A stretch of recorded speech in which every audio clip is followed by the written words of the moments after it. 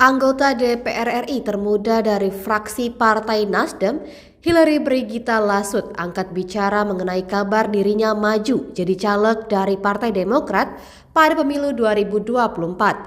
Hillary mengkonfirmasi kebenaran kabar tersebut. Lantas, hal apa yang membuat perempuan kelahiran 22 Mei itu berlabuh ke Partai Demokrat?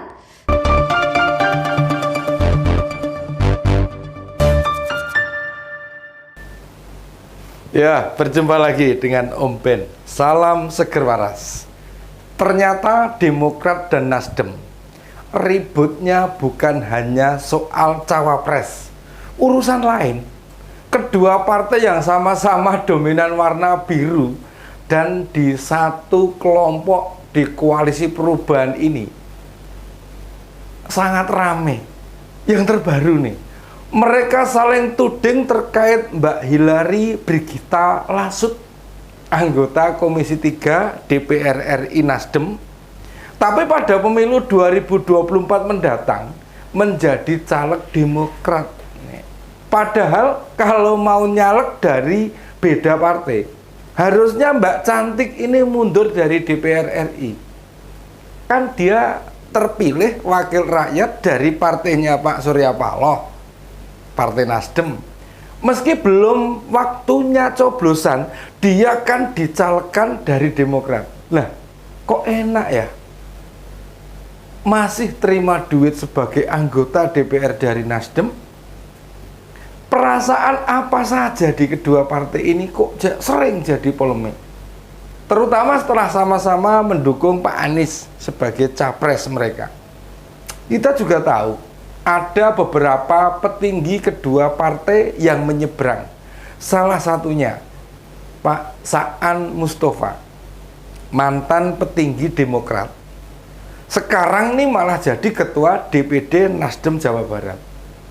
Jelas terlihat kedua partai ini dalam menata kelembagaan masih tradisional.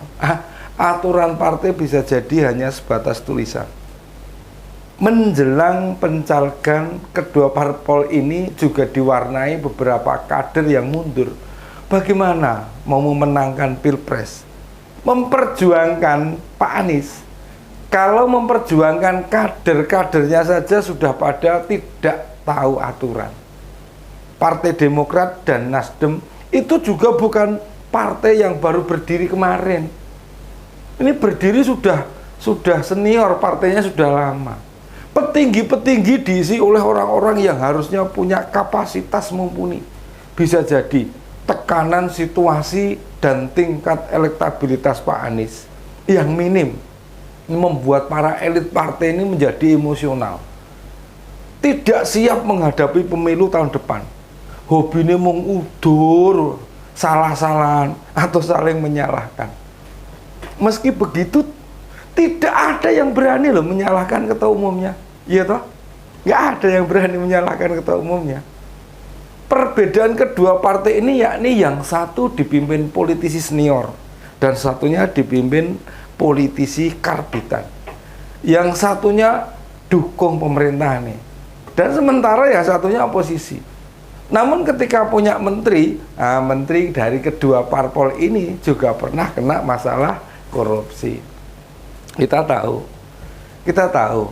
Demokrat menghendaki Mas AHY untuk jadi cawapresnya Mas Anies. Meminta untuk segera deklarasi cawapres itu. Desakan ini malah dinilai Nasdem sebagai tindakan yang terburu-buru. Kalau memperjuangkan capres saja perdebatannya dilakukan di ruang terbuka, bagaimana mereka kalau rapat ya? Wah, pasti jarang bisa menyepakati keputusan bersama. Atau Pak Anies sulit milih pendamping disebabkan tekanan-tekanan di partai pendukung.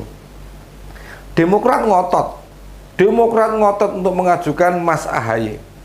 Sedangkan PKS maksa nih nama Pak Aher. Sementara Nasdem minta dua parpol itu mempercayakan kepada capresnya. Ruwetnya di koalisi perubahan ini bisa jadi menular ke parpol pendukung. Lalu muncullah masalah-masalah di internal partai pendukung. termasuk soal pencalegan Hillary di Partai Demokrat. Meradanglah nih petinggi Nasdem yang merasa punya kuasa penuh pada perempuan anggota Komisi 3 itu. Diakui atau tidak, Mbak Hillary ini merupakan anggota DPR yang termuda pada tahun 2019. Sebelum terpilih pimpinan DPR, dia yang mimpin sidang sementara. Perempuan cantik ini kelahiran tahun 96, waktu dilantik masih berusia 23 tahun. Pak Ahmad Ali, Wakil Ketua Umum Nasdem, meradang. Dengan kabar ini, dia meminta KPU untuk membatalkan pencalonan Hillary. Bagaimana bisa seorang anggota DPR Partai Nasdem maju kembali dari partai lain dan tidak mengundurkan diri? Diduga perempuan lulusan Amrik nih mempunyai 2 KTA partai.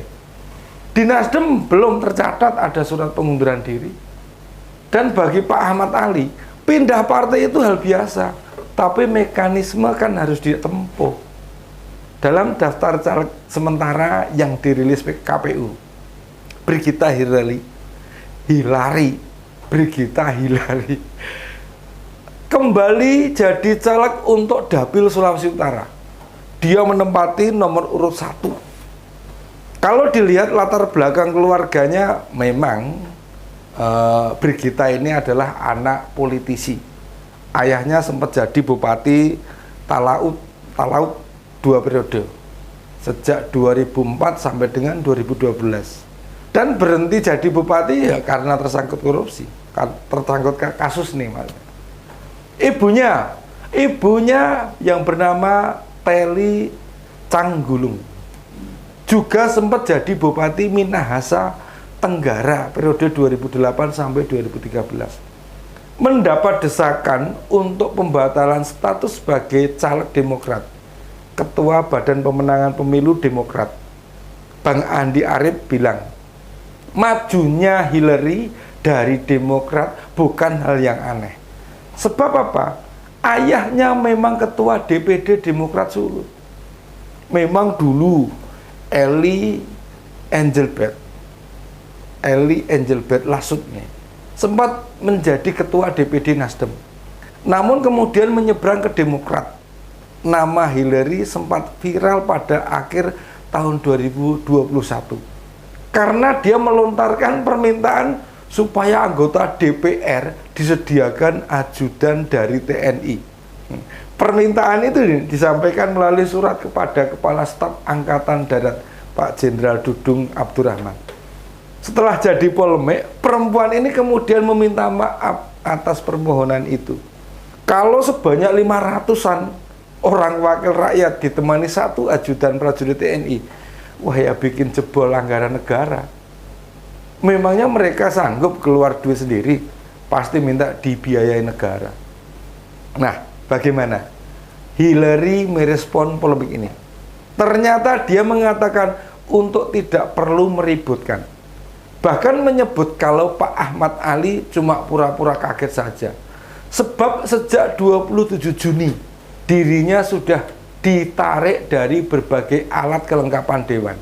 Nah, itu menandakan justru petinggi Nasdem yang membatasi dirinya di Senayan. Menurut Bang Andi Arief, waktu pemilu lalu, tahun 2019, kader Demokrat banyak yang menyeberang ke Nasdem. Demokrat tidak panik, biasa saja. Kenapa sekarang kehilangan satu orang aja? Nasdem merasa heboh. KPU sudah menjawab apa yang disampaikan Pak Ahmad Ali. Untuk memasukkan tanggapan dan masukan, waktunya 29 hingga 31 Agustus nanti. Dan jika Mbak Hillary terbukti memiliki 2 KTA, maka statusnya akan jadi TMS alias tidak memenuhi syarat. Demokrat sebagai partai pengusung akan diminta mengganti yang bersangkutan. Mbok yo wis, mbok yo sudah. Sebagai sesama partai koalisi saling memahami, kok malah bajak membajak kader? Apa enggak malu dilihat oleh rakyat? Atau sudahi saja, berkoalisi. Soalnya memang sudah tidak sejalan lagi. Daripada ribut sendiri, malah berpengaruh kepada pemilih nantinya. Apa sudah tidak ada orang lain yang dicalonkan sampai satu orang aja jadi rebutan? Demikian opini Om Ben kali ini. Salam Seger Waras.